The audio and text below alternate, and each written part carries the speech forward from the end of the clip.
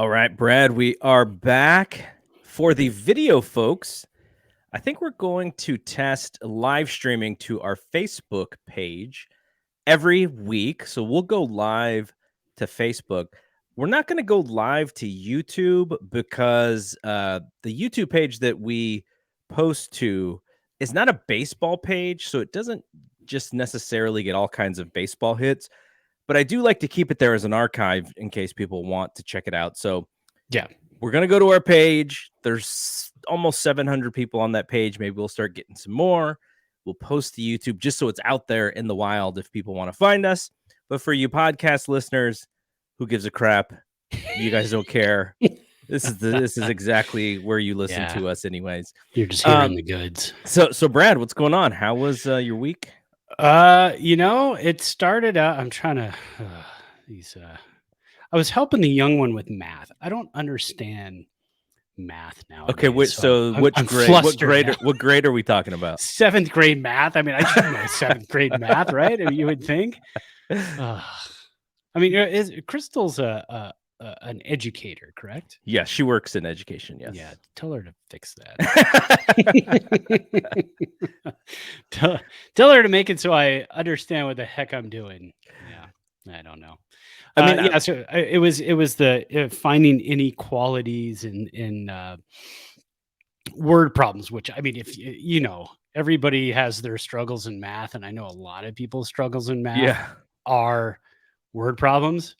Oh, good Lord. So you can't just say like solve for X or like isolate the variable. Like none of that stuff works. No, it's got a lot to do with the whole, so-and-so has $700 and they wanted this and that. And is that equal to or greater than? And then you've got to do like, I don't know. So sometimes I have to employ the 15-year-old. I'm like, can you come there in? You go. You just did this a couple of years ago. You help out. and if she's like, oh, I got so much stuff. Do you like, here's a 20. That money talks in this house. I'll tell you that, man. There's lunch. Oh yeah, she was big on that. I told her today. I said, "You want to help out? You want to make a little extra money?" She goes, "Oh." Yeah. So, I mean, I can tell you a little bit about the East Side High School District math education. My geometry teacher, he was also an assistant coach on the football team.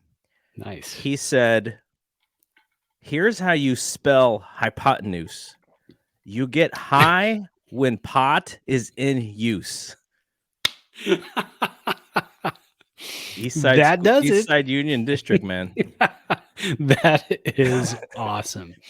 Yes, I also went to a public school in the South Bay, and I can't remember math. I can't remember anything from any of that stuff. A lot of people love math. I don't get it.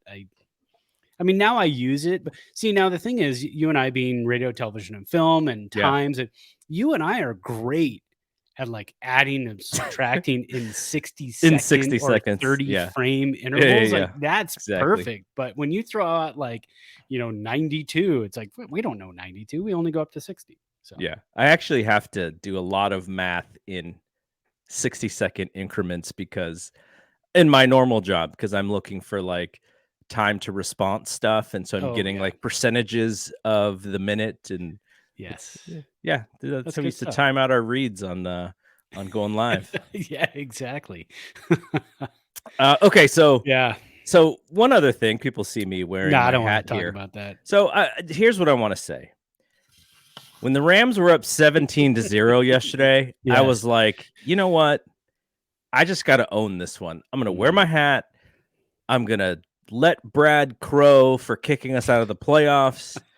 I'm going to blame everything evil in the world, including the coronavirus, on Jimmy Garoppolo. Oh, poor guy. And then they just came back. Like, I still don't understand really how it worked. And so, just so you know, this is not here to crow. Brad and I aren't sports fans in that way anyways. Like, we don't razz each other about our teams. No. We're very thoughtful. We're realists too when it comes down to it. I mean, the way that game went yesterday was the Rams went up 17-0. As soon as that first drive was over and the Rams only got 3 points out of it, but they looked really good and they got 3 points, I go, uh-oh. It's one of those games where it's not going to be enough. Nothing's going to be enough.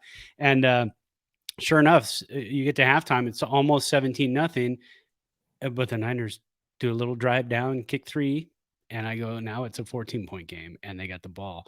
This is not going to go well. And just again, being a Rams fan and being a fan, and your team back against the wall, fighting for their season lives. Teams play different. I mean, it's Kyle Shanahan, right? Like, yeah, he is the greatest play caller when you need to come from behind. But you put it on the other end, and we saw when he was the coordinator of the Falcons, and they blew that crazy lead to the Patriots in the Super Bowl.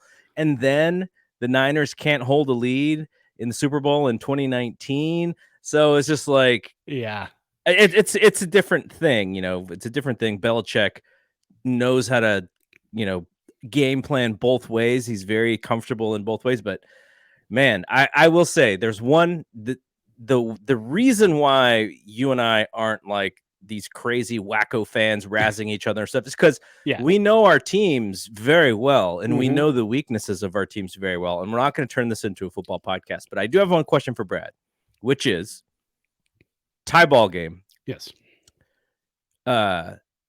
Then going to overtime, Niners go up 3. They also cannot get the ball in the end zone when they could have put the game away. Right.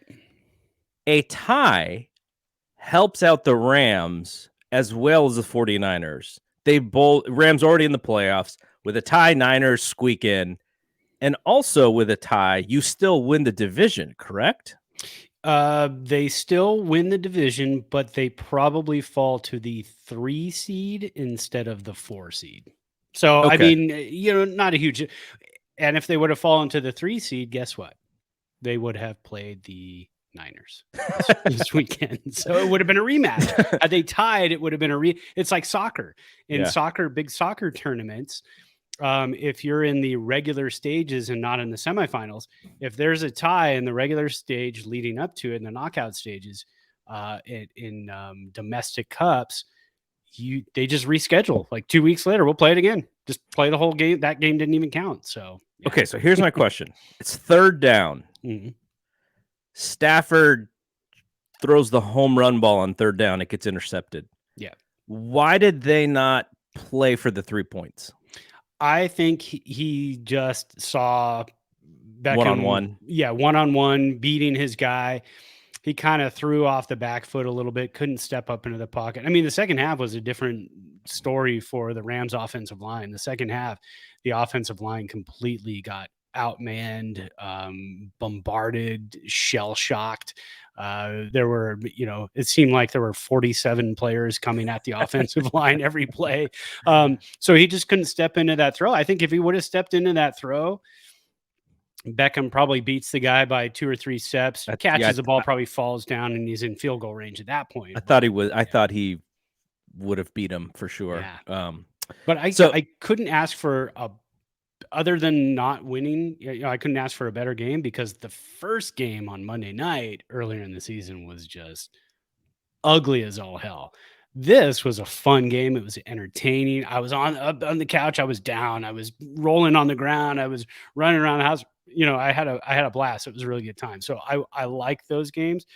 And then after the game, I was like, oh, we won the division. Doesn't feel like it, but we're going to the playoffs. So yeah. I mean, for me, for me, since the Super Bowl team, the last year's team, they should have been good. And then so many injuries. This year's team still have a handful of injuries. Everyone's dealing with injuries, and they still make it. So I'm happy for that as well. But you guys can beat the Cardinals. Cardinals are like 4 out of their last 10. Yeah. We play the Cowboys, and the stat that I look at first when I look at teams and the quality of teams is points for versus points against. So the point differential. I think the Cowboys are the best team in the NFL with point differential. Now, they blew out some teams who probably weren't great, so that's part of it. But I know a lot of 49er fans are like, oh, we're going to go into Dallas. And I'm like, let's hold on here. Dallas is actually pretty good. And in Dallas is always tough. So it'll be interesting, because the last 4 times the Niners have played the Cowboys in the playoffs have been NFC title games. In 82, the famous catch. Then in 92, Dallas whips us to not really whip us, but they beat us pretty well to go to their first Super Bowl in many years. Then in 93, they whip us. Yeah. Then in 94, the Niners get a little bit of payback and they go to the Super Bowl. So those have always been big games. So there's a specialness with that rivalry. Even going back to the 70s, the Cowboys always knocked the 49ers out of playoffs. So there's something there.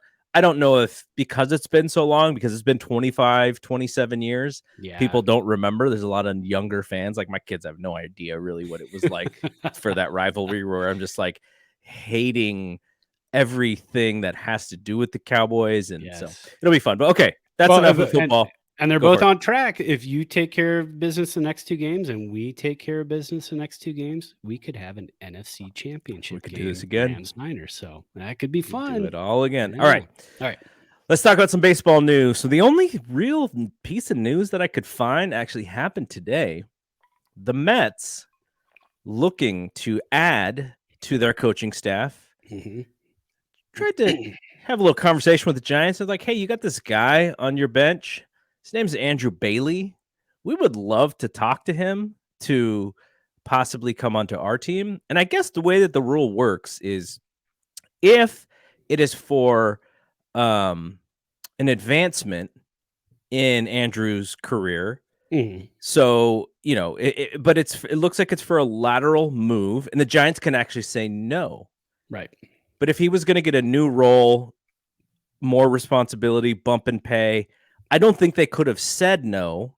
But because it's basically the same role, just on a different team, they basically said no, because we're in the same situation as you guys, which is late in the off season with a lockout, and thus it'll be hard for us to find somebody. So they said no. So Andrew Bailey, it looks like, will still be on the team. The only thing that I worry about stuff like that is, what if Andrew Bailey wanted to go to the Mets because he possibly saw, maybe there's some advancement in the future. Maybe that doesn't exist right now. Whereas, the Giants have 75 coaches, and it's like, what priority am I in that list? So that's the only thing I worry about a little bit, is maybe a little unhappiness, but who knows? I'm sure the Giants were the best team record-wise in baseball last year. Yeah. So I'm sure he feels very valued in the organization. And I'm sure that's one of those situations too, where I can't imagine they didn't go to Andrew Bailey at some point and say, are you even interested in that? And if he said, no, I don't want to go to the Mets, but another team maybe. So at that point, instead of them allowing him to do it and then him going through the process, he might have just said, you know what, I have zero desire to go over there and do that. So, I mean, they could have talked about it, I'm sure, because I'm sure there is some sort of animosity if you don't, if the guy really wants to advance his career, a coach really wants to advance his career, and you tell him, no, sorry, man, you're under contract. It could get weird, but I would imagine they would have talked to him, but who knows, behind the scenes. All right. So before we get into the meat of the show, what are we drinking here today? I just went, I was very thirsty after helping the kid with math there, and I was eating Triscuits, so I got real salty. So I just went with the Zevia ginger ale and 2 gigantic ice balls in there, and the 2 ounces of Riverboat rye whiskey. Sounds bourbon. Delicious. Yeah, it's a thirst quencher. We have a similar thirst quencher. So as part of the new diet plan or eating plan or whatever, I'm really focusing on, no sweeteners at all, even artificial sweeteners, even something like stevia. I'm really trying to, as much as I can now. There are treats here and there, and look, fruits have sugar in them as well. So you can't stay away from all of it, but I'm on an iced tea kick. So just unsweetened iced tea. I throw a little bit of lemon juice or lime juice in it just for the citrus. And so I've never done this before, but lemonade, a little bit of, iced tea, a little bit of lemon juice, big giant sphere of ice, and 2 ounces of Jack Daniels. So nice. It is an interesting flavor, because I think if I had actual lemonade to put in it and you do the full Arnold Palmer kind of deal, like that, I'm used to that a little bit more than this, but I feel okay that there's not, that sugar from the lemonade, and Yeah, oh, yeah.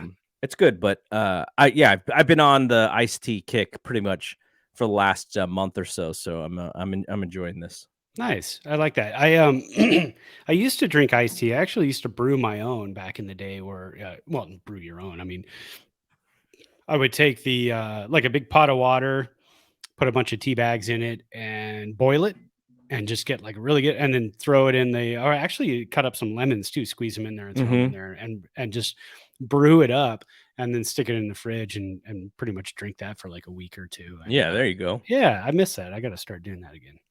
All right, let's quickly play the intro music, and then we'll get to the meat of the show. Bedrosian throws to Sandberg, and the pitch is grounded to second base. Thompson has it, throws to first. It's over. 27 years of waiting have come to an end. The Giants have won the pennant.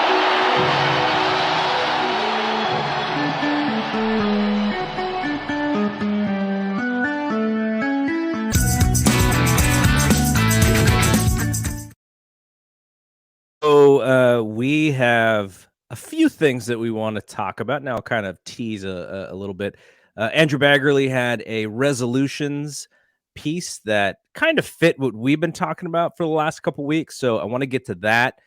The Athletic has a survey that they are putting together about baseball. So I want to get into that. I actually want us to answer that on the air together. So we'll have the little video of the survey going in. But before that, Brad wants to play a game that he calls Would You Ever? Would You Ever? Is that right? I don't know. Would you rather? Would you rather? Would you rather? Who knows? You're right. I screwed it up. Gosh, I should have wrote it down. That's hey, I just made it up today, so maybe I'm still got feelers out for an official trademarked name on this. I don't really know yet. But you have I gave you a couple of slides, and really the only news out there right now is kind of like made up news. Basically, we can go out and sign this guy. Yeah. What happens if when the lockout is over, we sign this guy instead? So there's a lot of just speculation and things going on right now. So I thought I'd play a little Would You Rather. So I threw a couple names out there. So I got a couple of pitchers. I got pitcher A, player B. I think I can. Let me see if I can add these to the video here. Yeah, that'd be awesome. Yeah. And let's get this up. So unfortunately for the audio, you won't see this, but we'll try and describe it as we're gonna throw it as possible here. Yeah, we'll throw out numbers. We'll keep you abreast of the situation. Okay. There we go. So player A and player B, a couple pitchers out there right now as free agents. So when the lockout is over, these are a couple of players that the Giants could go after. These are their stats at Oracle over their careers. So player A is 6-0 with an ERA of 1.74 in 57 innings at Oracle. Player B is 14-5. You can probably guess who that is, with a 1.52 ERA and 178 innings pitched at Oracle. Player A has a batting average against at Oracle of 219, OPS against of 598, and a BABIP against of 273. Player B, his batting average against at Oracle is 0.188. OPS against is 0.481. And BABIP is 240. So I'm going to give it to you, Garrett. Okay. You can take one of these players. I'm not going to say a contract or anything like that. But if you saw these two players, free agent, and you looked at their numbers at Oracle and you say, well, these guys are pretty good at Oracle. Who would you rather have, player A or player B? Okay. I will take player B. Now, the fact that he has so many wins and losses against the Giants at Oracle means that he's had probably a fairly lengthy career. So hopefully this isn't a 5-year deal. I got to imagine that that's Kershaw. Yes. And how did we beat Kershaw 5 times? That's what I want to know. I don't remember 5 times at Oracle. It's when I think we beat him once last year. It's when Mad Bum hit a solo home run against him one game. Gosh, I can't even. I'd have to go back and look to see those 5 losses that he took. But so you're passing on player A. Is player A Zach Greinke? It is. It is Zach Greinke. Okay. And he has pitched quite a few games because he did pitch for the Dodgers, pitched for the Diamondbacks. So he pitched quite a few. That's why I picked these 2 guys, because they do have a history at Oracle. So I thought, okay, these guys are going to have some numbers. I was surprised, though, with how few innings pitched Greinke has at Oracle. Yes. But, 57 compared to Kershaw's 178 is pretty astronomical. He's pitched an entire season against the Giants at Oracle. He pretty much, he has a 14-5 record. That is a regular season. Can you imagine Kershaw pitching at Oracle? I mean, again, this goes back throughout their entire career. Yes. I could have gone with the last couple of years, or maybe the past, 10 starts each. For each player at Oracle, but then it starts getting weird, because then you're looking at Greinke many years ago versus Kershaw a couple times last year and then 2020. But yeah, Greinke might be the better obvious, I would say, budget. Budget guy between the 2, because I think Kershaw is going to command a fairly decent salary, but you never know. Greinke might be gettable for the Giants. I think so. And I think how old is Zach Greinke? Isn't it like in his late 30s? He's 97.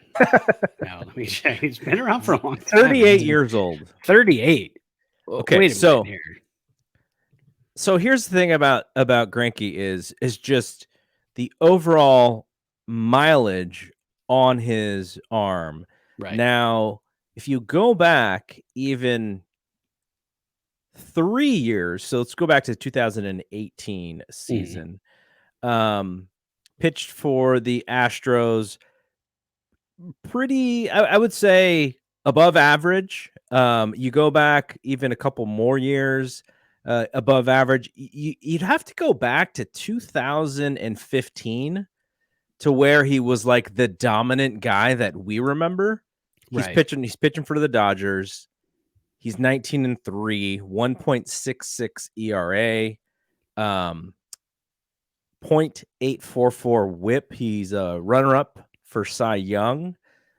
He's a Gold Glover. So, it has been 6 years since he's really been a stud. Well, take a look at 2019, though. 2009. Yeah, I mean, his counting stats are tremendous. He's 19-5. Right. ERA is a little bit higher than the greatest years of his career, and also the strikeout per 9 is sort of human compared to what you would remember. But yeah, look, he can fit in as like a 3, 4, 5 guy immediately today with who the Giants have as their starting pitchers. So I'm for it. I'm sure it would be a short-term kind of thing. He is at the end of nearing the end of his career. Here's the other thing, though, because you hear these stories about him just being like a weird dude, like just having a weird personality. Yeah. Now, I feel like because of the Giants clubhouse, it'd probably fit in pretty well.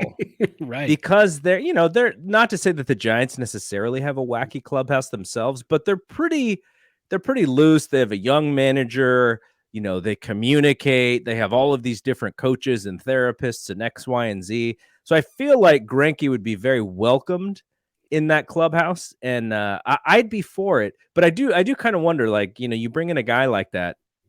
He's been a Dodger. He's been a Royal. Like we faced him. So since 2013 to 2019, he's been in our division. Do you think there's any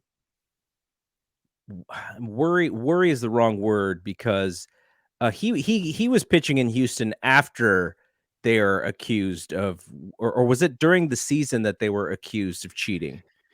Let's see. He got traded there in 2019. Yeah, so it would have been the it year was- before, right? Where they really were like into the cheating stuff big time. No, that was pretty much after. Okay. 2017 was the cheating World Series. 2018, I think they were kind of doing a little bit. By 2019, guys were suspended. Okay. Managers were suspended. Beltran did the whole backing out of being a Mets manager and all that. So yeah. So he doesn't have that stink to him at all. So that's also a positive thing. Yeah, I think so. And Kershaw is also kind of a weird dude too. But he's nice got Brandon guys. Belt. Yeah, and him and Belt, yeah, they would get along really well. And actually, where I started to actually kind of like Kershaw and kind of respect him more was listening to him on the Smart List podcast. Okay, my wife listens to that. Yeah, about a year ago, he was on the Smart List podcast. That's Jason Bateman, Will Arnett, and Sean Hayes from Will and Grace. And they do a fantastic podcast. If you haven't listened to it, you really need to. If you like comedy and you like great interviews with, gigantic guests like Paul McCartney. What their whole concept is, each of them pick each podcast. They'll rotate. Somebody will pick somebody to be on the podcast, and nobody knows who it is except for the person that picked them.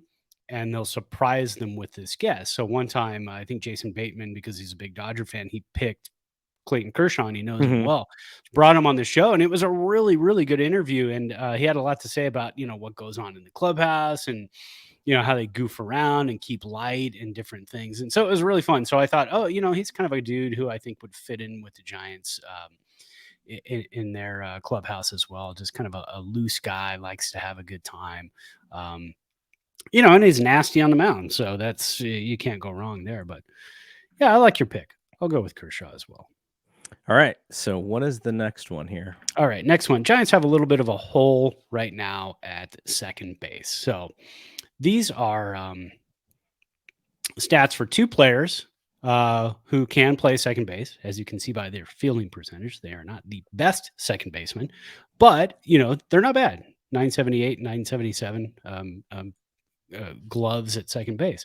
So player A last year hit 280 with a 748 OPS and a 103 OPS plus and a WAR of 1.1, fielding percentage of 978. Player B, 273 average, 813 OPS, 118 OPS plus, WAR of 0.7, fielding percentage of 0.977. I mean, really close, right? Can you pick one of these players to be a Giants second baseman next year? So the WAR being heavier or being higher on player A, even though the OPS and the OPS plus is higher on player B, makes me wonder a bit. The thing that I don't know is I have no idea who either of these guys are. You're going to have to tell me who they are after I make my decision. I am going to go with player. Well, I can tell you player A has a little bit of a higher WAR because of more games last year. Okay. Not by many, but more games. I'm going to guess also that he may be a slightly better defender, so I will go with player A. Okay. So you just brought Donnie Barrels back to the Giants. Oh, well, maybe not a greater defender. So the reason I threw those out there is I just wanted to show people too, the Giants have a little bit of a hole at second base. Player B is Tyro Estrada. Oh, we already have him. So guys, or we had both guys. We'll see. So let's see about Donnie Barrels. So we basically, with Donnie Barrels walking, Donnie Barrels is a free agent. Tyro Estrada can be the same guy. He had a bit of the same season last year. Fewer games.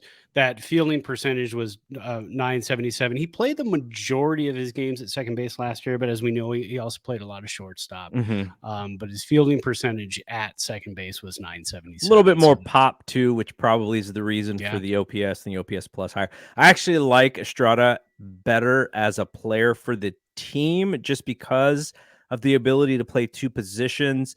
Donnie Barrels, of course, in 2020 in that shortened season. What an amazing season. You cannot take that away from him, but probably more of an outlier than anything else. And you would hope that Estrada will be cheaper and he's got a little bit higher of an upside because Donnie Barrel is a little bit older. So I absolutely 100% chose incorrectly.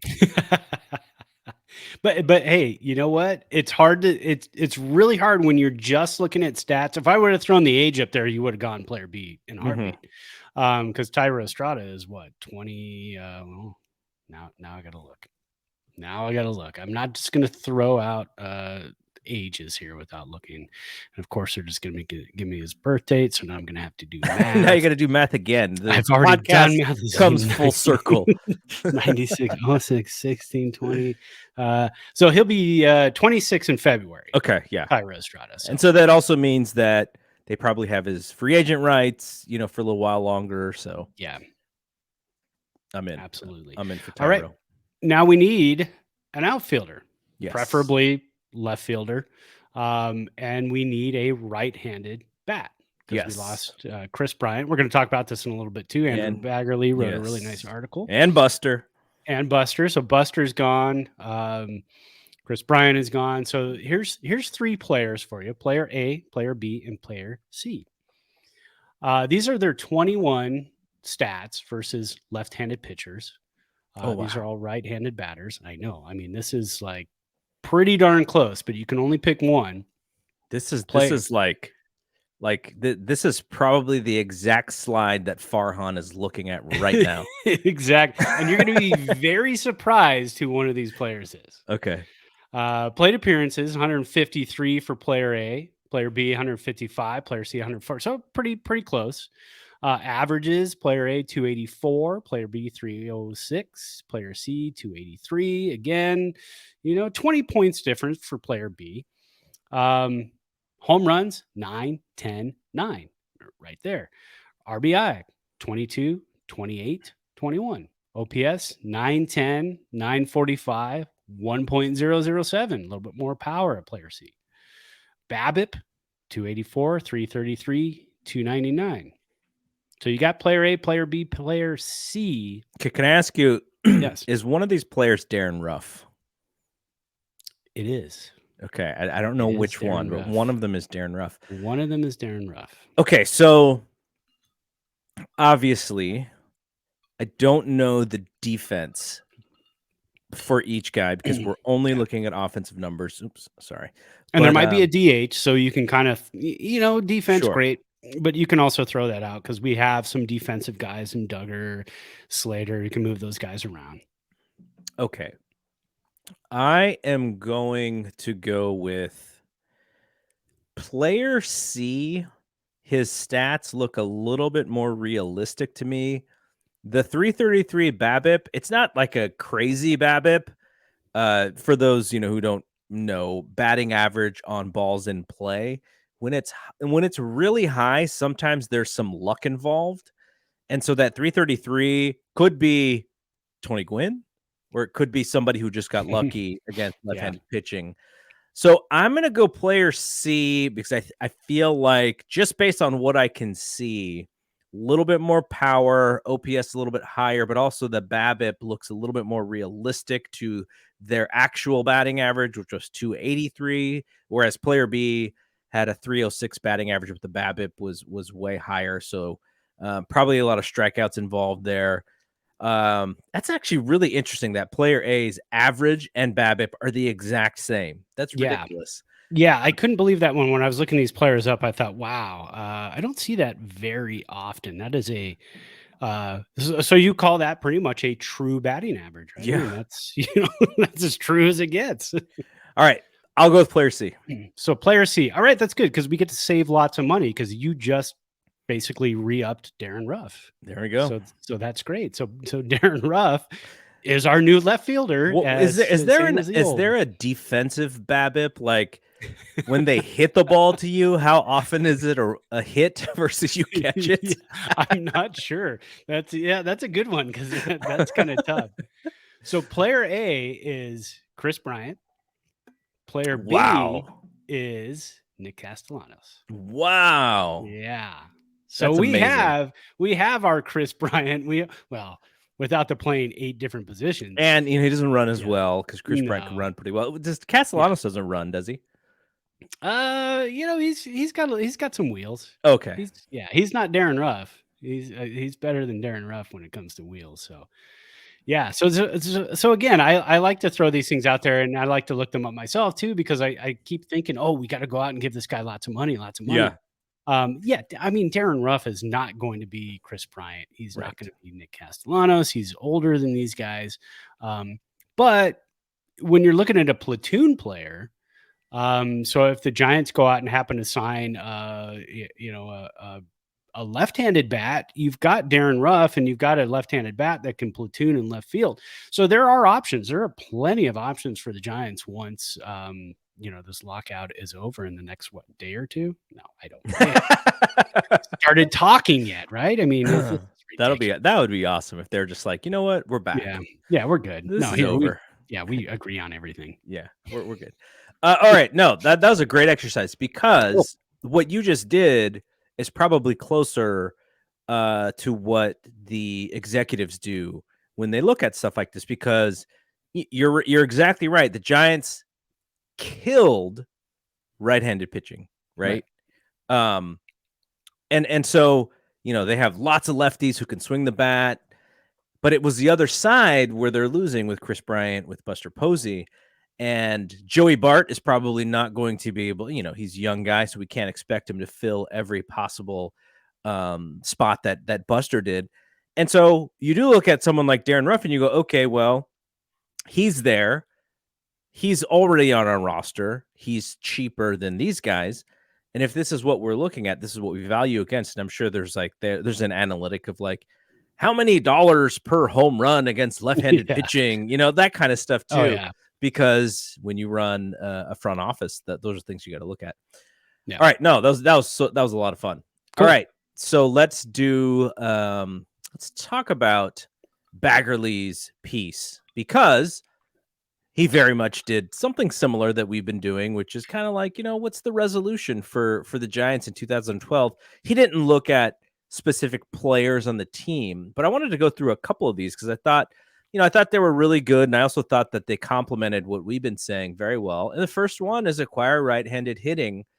And, the numbers that kind of stand out, and I'll throw the numbers at you, and then I'll throw a couple of guys who Baggerly throws in this piece, and see if there's anybody that catches your fancy.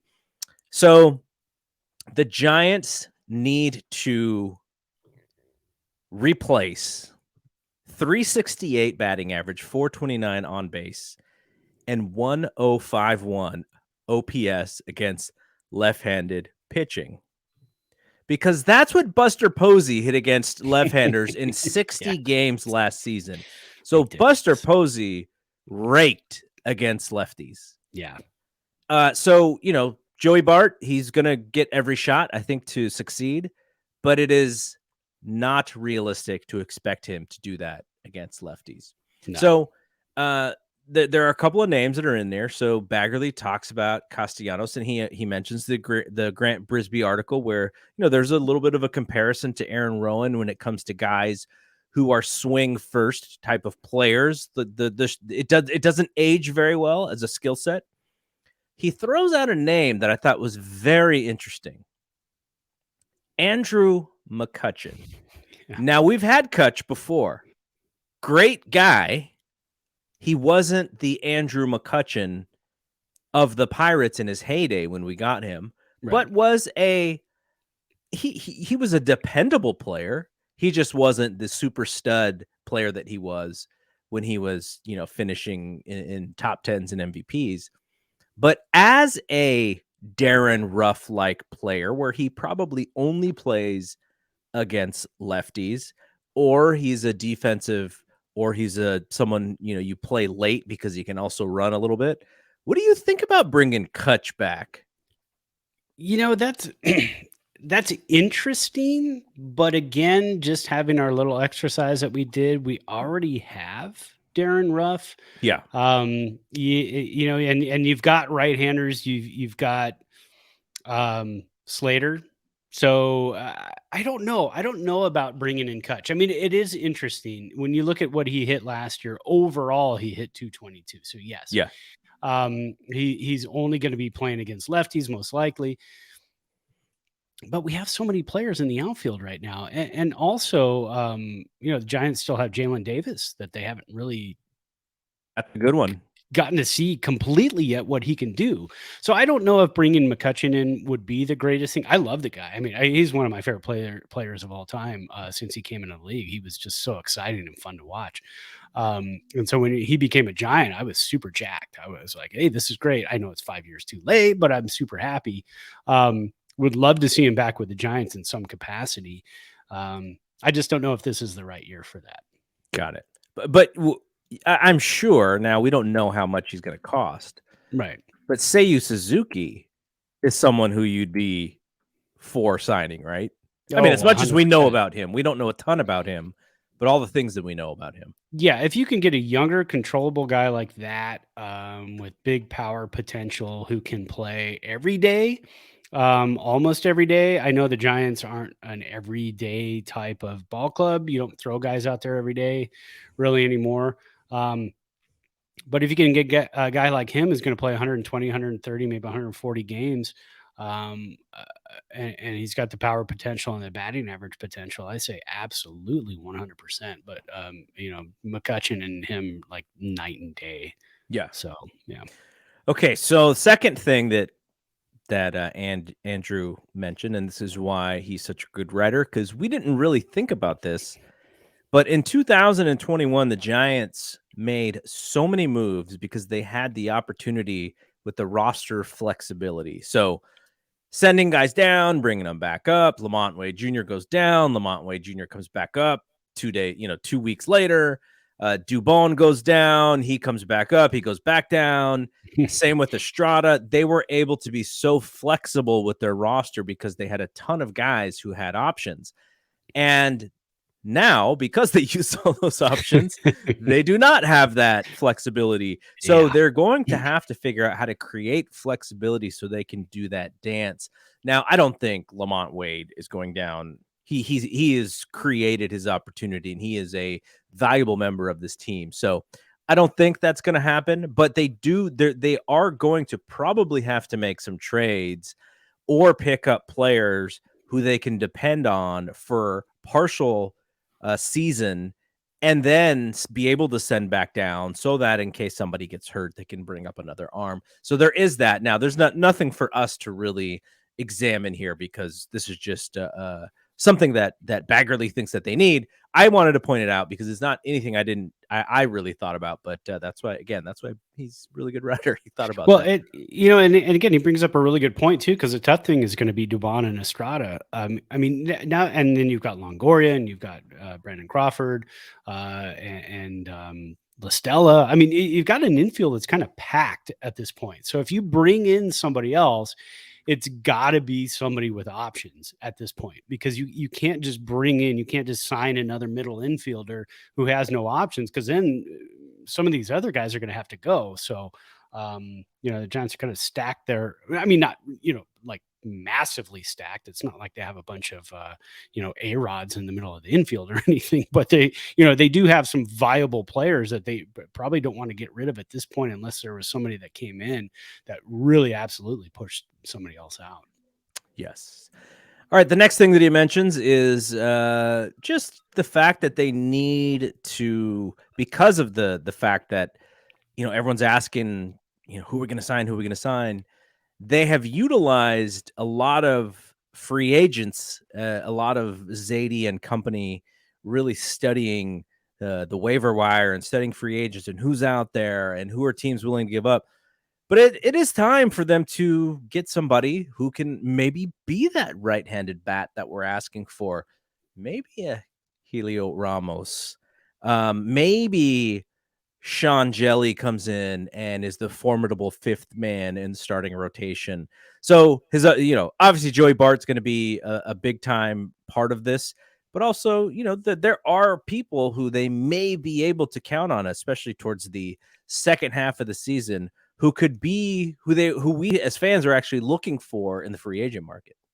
Yeah, and like I always say whenever we're doing this show too, I'm not the biggest brain when it comes to our farm system.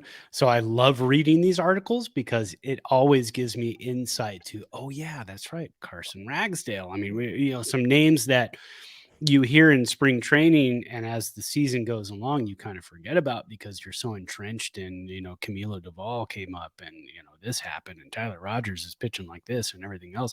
So it's fun to read these articles because then you start to kind of remember, hey, our farm system is stacked. Yes. It's kind of nice. So yeah, if we can get some of those younger guys to come up and contribute, most of the guys who contributed last year in the waiver wire shuffle were, trades, just quick little trades for cash or here and there. Tyro Estrada, grab him and God, how big was he for us last year, in the waiver wire or in the option shuffle back and forth between AAA and the majors. So yeah. All right, and this fourth one is something that we've been talking about, rotation.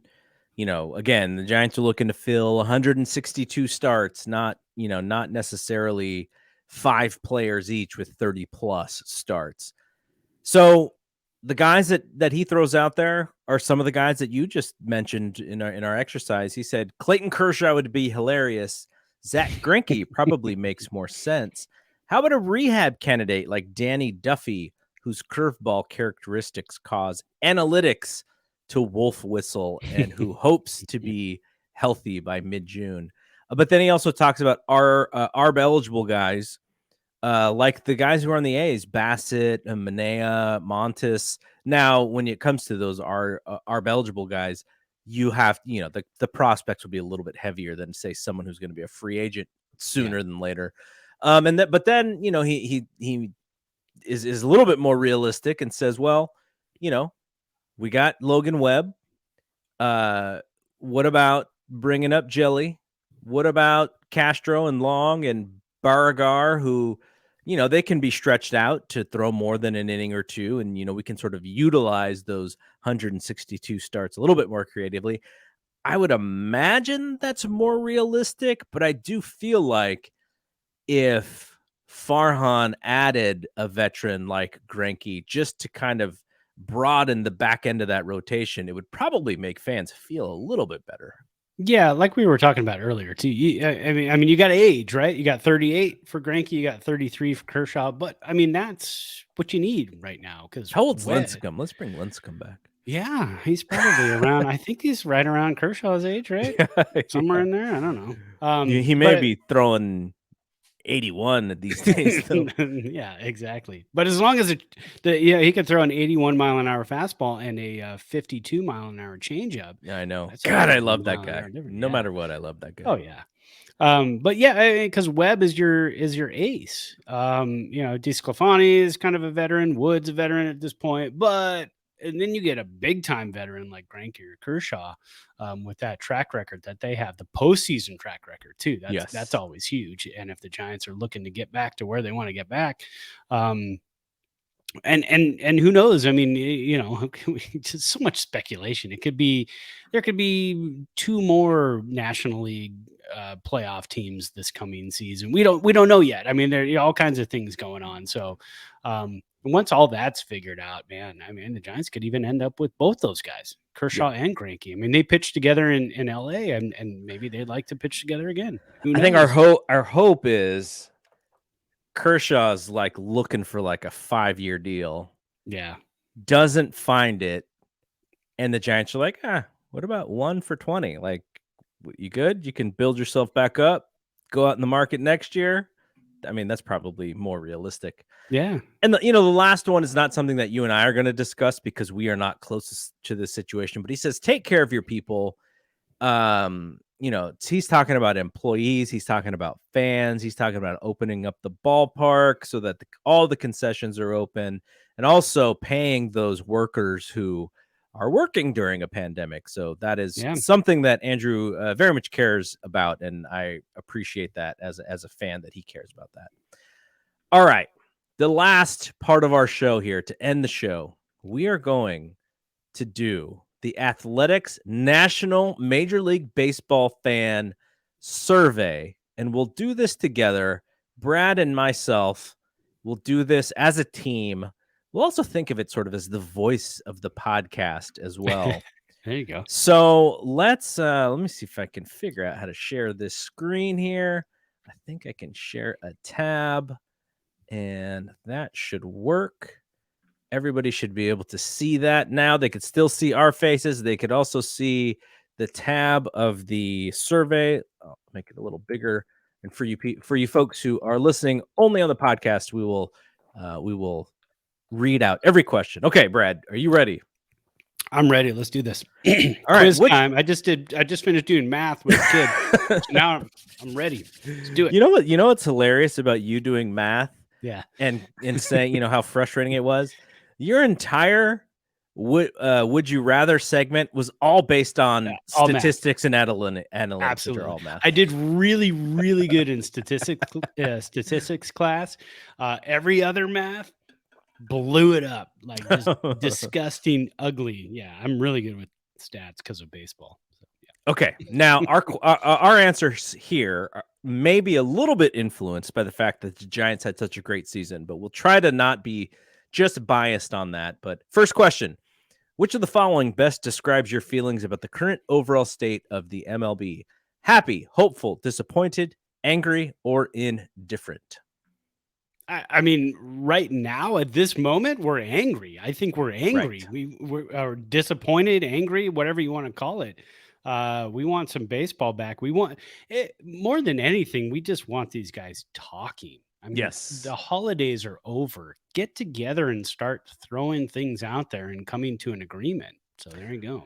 I like that. I like angry over disappointed because angry, you're kind of telling them like, look, guys, like this is billionaires arguing with millionaires, and we, the fans, pay for all of it. So yeah, we should be angry. We are the customers. I am protesting fanatics.com right now. This is usually the time of year I take any kind of Christmas money I have. I go to Fanatics or Amazon and I start buying some Giants gear, but I am waiting. I am protesting. I bought like 4 Giants hats last year from Fanatics. Yeah, I did. Yeah.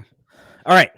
Who are you most upset with over the MLB's lockout and ongoing labor strife? Owners, players, or both equally? Both equally at this point, because again, like I just said, get in the war room, hash it out, bring your Monster energy drinks and your, coffee, your Keurigs, bring everything you got and just, sit down for a couple of days. So I'm both equally because they're both pointing fingers. It's the whole pointing finger thing that's getting just okay. Cool. Can I sell you a little bit on being angrier at the owners? Here's why. Yep. I have a problem because I feel like I watch the players, I root for the players, and I want the owners to be there. Look, the owners are making money hand over fist. Right. They are raking in the cash. They're ask a baseball owner if they want to sell their team. They're like, are you crazy? Right. Like, there's no way. This is how I make money. So because of that, I always lean towards the players. Now, it is not a lean towards the players where I have empathy for these guys. No way. These guys get to do a job that they love. We both played baseball when we were younger. If someone told us they were going to pay us millions of dollars to play baseball, we would figure out where to sign the contract before they told us no. Like, that's how much. Yeah. So it's not about empathy for the players, but when the owners are so rich and you don't get to see that in the public, all the players' salaries, the salary cap, Trevor Bauer, what he does in his private life, all of that stuff is out there. The owners can kind of chill out, and nobody really looks at the owners until they do something really dumb. So I would say I am more angry at the owners because I feel like they get the better end of the deal when it comes to this stuff. They cry about, not earning enough money, and really they're just lying. So I would rather sit with the players here. I'll go with you on that. Okay. Yeah. I'll definitely go with you on that because, you can't replace. Let's say you had to replace a Logan Webb, you can't do it. If you needed to replace an owner, next guy would step up. Plus, that old guy who's like the majority owner of the Giants, he's probably not that good of a guy. No, so. I don't think so. All right. Do you expect the lockout will cause spring training to be shortened or canceled? Yes or no? At this point, I do. Yeah, I agree. Yeah, that one's easy. Yeah. Do you expect the lockout will delay or shorten the regular season, which is a harder question? I don't. At this point, I'm trying to be optimistic, so I'll say no. I'm going with you, though. I think if they use the spring training as a little bit of a bargaining chip to get the players talking again, they could. What they could do is sort of get schedule creative, and all of a sudden the players have to play more games in a short amount of time. That could happen, but I like you. I hope that it does not shorten or delay. They could delay it a week, and then all of a sudden they got to, they have 1 or 2 less off days a year. I hope that doesn't happen either, but I think that is a little bit more realistic than actually shortening the season, because shortened season, the owners get hit in the pocketbooks too. Yeah, miss games. All right, this one's a fun one. How would you rate Rob Manfred in his job as MLB commissioner? Where's the 0? I don't see. I only see 1. I don't see a 0. All right. I was gonna negative 2. I was gonna click 1, but I thought I was being maybe a little bit mean. But now that you're with me, let's just go for it. Yeah, I don't 1. like that. Yeah. Especially when he fired Ken Rosenthal. Give me a break. I was optimistic when he took over, but it has gone nothing but downhill ever since. So, yeah. All right. Which of these issues would you most like to see addressed this offseason? Check up to 5. Pace of play, designated here. I think we both want to see that addressed. Definitely. Minor league pay and living conditions, service time, years until free agency, tanking, broadcast blackouts, automatic ball strike. If we are talking about the end of our playoff round against the Dodgers, that is yes. And revenue sharing. I chose 2. Why don't you grab 2? Broadcast blackouts, absolutely. As a broadcast guy, I want to be able to see the Giants anywhere, anyhow. There should be no reason I should buy the MLB.com app and not be able to watch the Giants in my market. So that's definitely, oh man, minor league pay and living conditions. Let's go with that. I mean, those guys play super hard and crappy conditions most of the time. I think service time manipulation, years until free agency, those are kind of related. Pace of play is important. Tanking, thankfully the Giants don't really do that kind of thing. Revenue sharing, I'm just going to say pace of play, because I think it affects us as the fan more so than these other things. We understand that service time gets manipulated, but that's more for the players than it is for us. So I wanted to pick one about the fans. So we'll go with pace of play. I like that. Which one of these changes would you most like to see the MLB adopt to address tanking? Instituting a draft lottery, reverse draft order for non-playoff teams, which would be wacky as all hell. Prevent teams from picking top 5 in consecutive drafts, set a salary floor, or no changes. I like the salary floor. I've always liked that. I thought that was a really good idea. Let's go with that. The other, we've seen a draft lottery in basketball. They're still tanking. Reverse draft order for non-playoff teams is super interesting, because if you are the Giants and you miss the playoffs by a half a game or a game, then you get the first pick in the draft. That's crazy. That one's a little tough. I'm not on board with that one. All right. Are you in favor of a salary cap system with a cap and floor in Major League Baseball? Yes, absolutely. I like the floor. I don't know if I like the cap, but I do like the floor, and I think that should definitely be instituted. I don't mind the cap because I like what it's done to the NFL, personally. I really like that. I like the fact that most teams can come out of nowhere the next year if they make some good signings and they have a cap, so you can't go too crazy. And if you're a good team, the Rams keep putting out these contracts, so at some point it's going to catch up. But you get creative and different things happen, and I kind of enjoy that. All right, how many teams should make the playoffs? 10, which is what happens now. 14, as the MLB has proposed, or 16, like 2020. I'm reading Hank Greenwald's book, the one that we both got off of eBay or whatever, we got it, Amazon.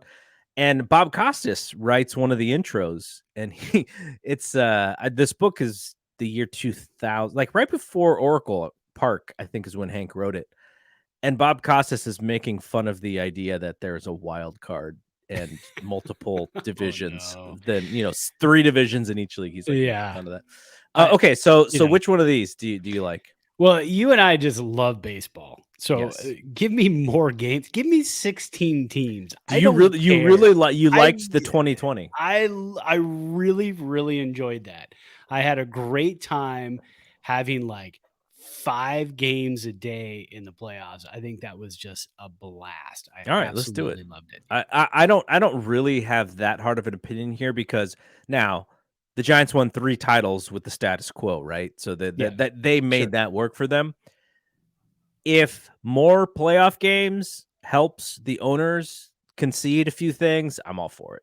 Yeah. Okay. If you were MLB commissioner for a day, what one on-field change would you implement? I don't have anything off the top of my head. Okay. We mentioned this in the last one. Yeah. I know what you're going to say. So what? So we talked about a pitch clock. Mm-hmm. So that's the one I would say, only because it's been proven to work in the minor leagues. Now there's another one, which we talked about as well, which is the specialist role, which when you have to pitch to 3 batters is sort of eliminated. Yeah. And we talked about that one coming back as well. So I would be fine with either of those 2. Yeah. I think, all right, we're old. We like to go to bed early. Yes. Give us the 30-second pitch clock. All right, we're going pitch clock. That's number 1. Yeah. All right, what is the ideal number of games in a season? 100, 120, 140, 154, 162. Honestly, I love stats. Don't mess with stats.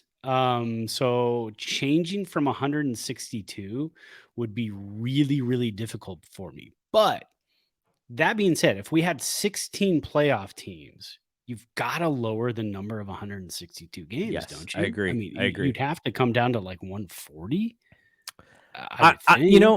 140. I don't know how that would work with the schedule, but we know that they've done 154. Yeah. In the past, like that's what it was before it was 162. So I'm fine with going back there. No one's going to hit 73 home runs again anyways. So what do we care? The home run record will never be broken again. So we're fine with that. And the beauty of baseball is it is summer. There's games every day. So if you do 154 games and then you have the 16 teams in the playoffs, but you start the playoffs just a little bit earlier than October 1st or 2nd, you start it in the middle of September, 150, as long as you don't take like, a 3-game series and a day off, a 2-game series and a day off. The beauty of baseball is that you play pretty much every day. Us fans love that. There's always a game on every night, so don't change that. All right. So are you in favor of the universal DH? I think we kind of talked ourselves into it over the offseason, right? Oh, yeah, for sure. I'm all for that. Are you in favor of the pitch clock? Yes. Are you in favor of an automatic ball strike system in the MLB? This one is interesting based off of our first round playoff against the Dodgers. I don't know still. There's no I don't know. Then that's a no. I think that's a no. I'm going to go with no. Yeah, I cannot. Okay. I agree with you. I agree with you. As frustrated as we were, it would be very weird to play without a home plate umpire. I cannot imagine watching a game now and sitting there and going, when there's a borderline pitch and they get it, the other team gets that strike. And one of my favorite things, I'd love to sit there and go, oh, okay, they're getting that. Yeah. So I'd like to see us get, I mean, it's chess. That's what it's about. And by making it, robotic, you take chess out of it kind of. All right. We'll push that to 2030 or later. I literally don't have, How many questions are there? Holy Jeez. moly! We may not be able to get through these. We'll go to number 20, and then we'll kind of end it. Can we pause and then next week we pick up the second half? I mean, is there... We'll go to 20. I'll fill out the rest. All right, but cool. but I think this is cool because Yeah. this is not something that I necessarily think about all the time when it comes to Yeah. baseball. So I like this. Okay, how should the MLB handle the sticky stuff enforcement in 2022? Wow. Approve a substance for pitchers to use, which I think they've done in Japan. Yeah. For the grip. Umpires check only if asked, like pre-2021. Continue regular umpire checks like 2021, or create a tackier baseball. Now, that may be what they've done in Japan, is create a tackier baseball. Okay, if they've done that in Japan, let's do that, because the Japanese league seem to always kind of be a little bit ahead of us. I like Yes. they seem to do things a little bit better. So let's go with whatever they chose. Okay. Which recent MLB rule changes would you like to keep in the MLB? Extra innings runner on second, 7-inning doubleheaders, 3-batter minimum, limiting mound visits, restricting late season roster expansion. I do not like that one at all. No, yeah, that one's tough, but yeah, that's it. I mean, the 7, yeah. Let's keep. I like the extra inning rule. I didn't know how I was going to like that. Okay, Man, so I then we'll like keep that. the extra inning rule. Yeah, I really like that. Now, would you change it to be like any inning after 12, you do the extra inning rule? Or do you like it actually in the 10th? You're right. Yeah, anything. Let's go a couple of innings. Let's go 10th, maybe 11th. Yeah, pushing it. And then in the 12th, you start with a runner at second. I like that. Yeah. All right. I think the 10th inning might be a little too early. Yeah. All right. Which one recent MLB rule change would you most like the MLB to keep? Wait, which recent MLB would you like the? Oh, check all that. All that Got apply. it, got Okay. I don't like the 7-inning doubleheaders, because how often really are doubleheaders? Yeah. I don't like any of these except, well, limiting mound visits is pretty strategic. I'll go with that, but I don't like these other ones. No. All right. So now, which one recent MLB rule change would you most like the MLB to keep? I think probably the runner on second rule. Yeah. As long as we can change it a little bit, I think that one works. Yeah. Which one recent MLB rule change would you least like the MLB to keep? 3-batter minimum. 3-batter minimum. We both don't like that one. That's Poor Javier awful. Lopez would never exist in this world. No. What experimental rule change would you like to see implemented in the MLB? Check all apply. Automatic ball strike. We already said no. Pitch clock. We said yes. Moving pitchers mound back. I don't like that because I think it would create injuries. Larger bases. I'm open to larger bases. I'm open to that. Yep. Restricting defensive positioning. This is an interesting one. I'm all for that. All right. If they do it right, you got to do it right. You still have to leave some sort of freedom to move around. You can't just be like, you're in this circle. If they start putting circles in the field, I'm going to revolt if there's going to be a problem. We also agreed on tackier baseball, and I do not like limiting step off and pickoffs because, pitchers have their own sort of ways of dealing with pressure situations. Now, if you have a pitch clock, then maybe, maybe just in the back of their mind, that's maybe how they kind of gimmick the pitch clock. But yeah, so I don't know. Maybe you do enforce that, but for now, I don't. We'll keep that open.